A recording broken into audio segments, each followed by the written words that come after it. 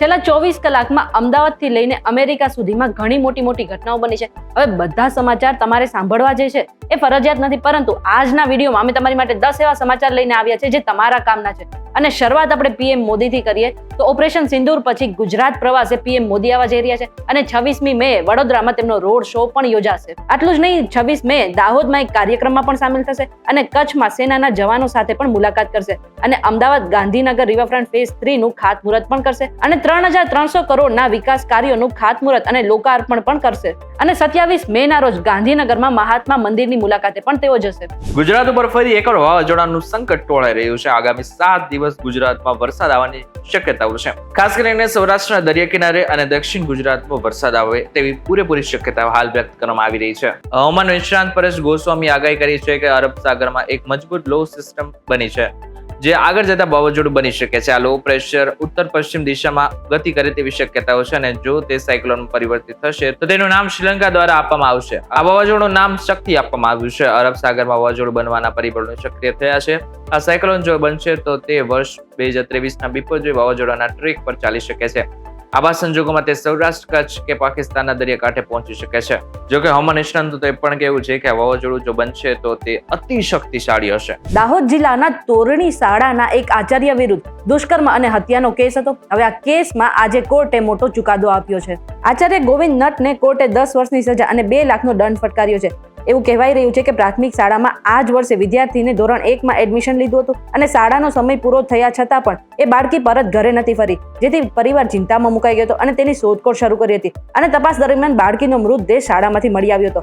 એવું કહેવાય રહ્યું છે કે આચાર્ય ગોવિંદ નટે શાળામાં સમય પહેલા જ સવારે તેની માતા પાસેથી 10 વાગ્યાની આસપાસ બાળકીને ગાડીમાં બેસાડીને લઈ ગયો હતો અને ગાડીમાં જ તેની સાથે દુષ્કર્મ કરવાનો પ્રયાસ કર્યો હતો. બાળકીએ જ્યારે બૂમાબૂમ કરી અને ચીસો પાડી અને એ સમયે આચાર્યએ 2 મિનિટ સુધી તેનું ગળું દબાવી રાખ્યું હતું અને આ જ કારણે બાળકીનું મોત થઈ ગયું હતું. હવે આ જે કેસ હતો એ કેસમાં મોટો ચુકાદો આજે કોર્ટે સંભળાવી દીધો છે. મહેસાણા જિલ્લામાં આવેલા સાબરમતી નદીમાં જે ધોરડો ડેમ છે તેને હવે એક પ્રવાસન સ્થળ તરીકે વિકસાવવામાં આવશે. રૂપિયા 1000 કરોડથી વધુના ખર્ચા વિસ્તારને રોમાંચક એડવેન્ચરના પ્રવાસન સ્થળ તરીકે વિકસાવવામાં આવશે, જેનું ઉદ્ઘાટન મુખ્યમંત્રી ભૂપેન્દ્ર પટેલ 23 મે ના રોજ કરશે. ધરોઈ ડેમ વિસ્તારનું કુદરતી સૌંદર્ય પ્રવાસીઓને આકર્ષવા માટે પૂરતું છે, પરંતુ હવે અહીં જમીન, આકાશ અને પાણીમાં રોમાંચ અનુભવવા માટે 10 જેટલી એડવેન્ચર એક્ટિવિટી ઉમેરવામાં આવી છે. પ્રવાસીઓ માટે boating, paramotoring, climbing, bouldering, trekking, hiking trails, mountain biking, cycling અને કેમ્પિંગ જેવા રોમાંચક પ્રવૃત્તિઓનું આયોજન કરવામાં આવ્યું છે.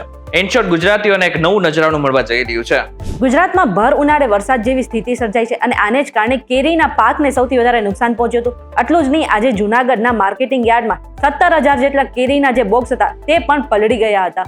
આ બોક્સ પલળી જતા તમામ કેરીઓ પાણીમાં તરતી જોવા મળી હતી. યાર્ડના કેરીના વેપારીઓ દ્વારા આક્ષેપ કરવામાં આવ્યા હતા કે જૂનાગઢ માર્કેટિંગ, શાકભાજી અને ફ્રૂટ યાર્ડમાં કોઈ પણ સુવિધા નથી, તેમજ શેડ પણ તૂટી ગયા છે અને કેરીના બોક્સની આવક વધી જતા બોક્સને ખુલ્લા મેદાનમાં રાખવા પડ્યા હતા અને કમોસમી વરસાદને લઈને આ તમામ બોક્સ પલળી ગયા હતા. હવે કેરી પલળી જતા અત્યારે વેપારીઓ અને ખેડૂતોએ સરકાર પાસે સહાયની માંગ પણ કરી છે. વડોદરામાં એક મહિલાને પરપ્રાંતીય યુવકને પીજીમાં રાખવો મોંઘો પડ્યો છે. એક યુવકે મહિલાને બ્લેકમેલ કરીને તેનું જીવન નર્ક બનાવી દીધું, જેના કારણે તેને પોતાનું ઘર છોડવાની પણ ફરજ પડી. મહિલાએ પોતાના ઘરમાં દિવેશ ઉર્ફે દેવુ રવિકાંત દ્વિવેદી નામના પરપ્રાંતીય યુવકને પીજી તરીકે રાખ્યો.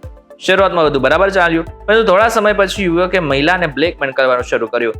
આરોપીએ મહિલા ઊંઘતી હોય તેવા અભદ્ર વિડીયો બનાવી લીધા અને તેનો ઉપયોગ કરીને તેની પાસેથી 2 લાખ રૂપિયાની માંગણી કરી.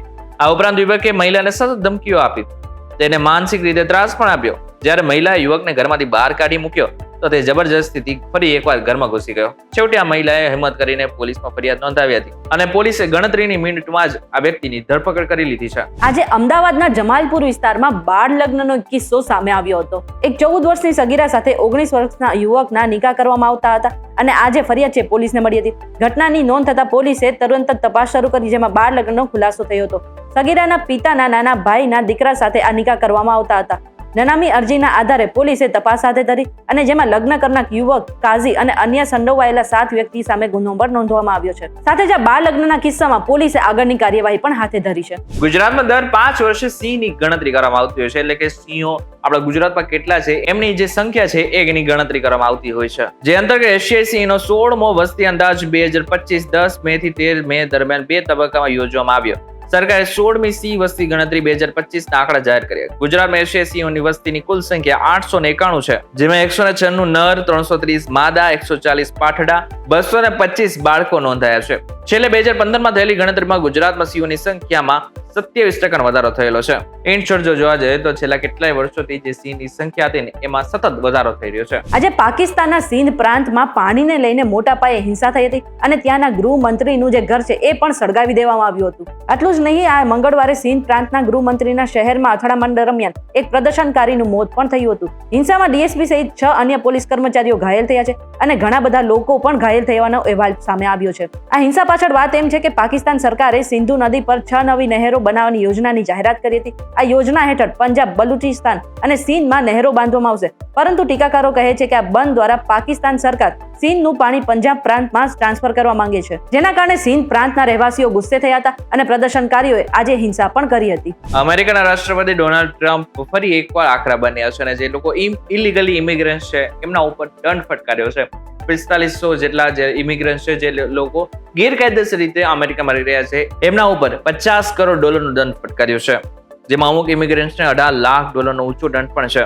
ટ્રમ્પ સરકારે આ દંડ ફટકારતી નોટિસ આપવા પાછળનું કારણ અમેરિકામાં ગેરકાયદેસર વસવાટ જણાવ્યું છે. યુએસ ઇમિગ્રેશન ઓથોરિટી દ્વારા પાઠવવામાં આવેલી નોટિસમાં જણાવાયું છે કે દેશમાં ગેરકાયદેસર વસવાટ કરવા બદલ દંડ ફટકારવામાં આવ્યો છે. ટ્રમ્પ સરકાર દ્વારા તાજેતરમાં કરવામાં આવેલ ફેરફારો અનુસાર ડિપોર્ટેશનનો આદેશ હોવા છતાં અમેરિકામાં વસવાટ કરવા બદલ ગેરકાયદેસર ઇમિગ્રન્ટ્સને દંડ ફટકારવામાં આવ્યો છે. ઇનશોર્ટ જો જોવા જાય તો હવે જે ટ્રમ્પ છે એ ઇલીગલ ઇમિગ્રન્ટ જેટલા પણ છે એમના ઉપર આકરા થઈ રહ્યા છે. ત્યારે આ બાબતે લઈને તમારું શું કહેવું છે મને જરા કોમેન્ટ કરીને ચોક્કસથી કહેજો. વિડીયો પસંદ આવ્યો તો વિડીયો લાઈક અને શેર જરૂરથી કરજો. આવા જ ઇન્ફોર્મેટિવ વિડીયોઝ માટે VTV ડિજિટલ સાથે જોડાયેલા રહેજો.